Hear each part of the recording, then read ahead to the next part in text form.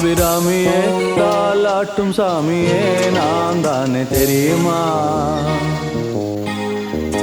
சிவகாமியே சிவனில் நீயும் பாதியே அதுவும் உனக்கு புரியுமா?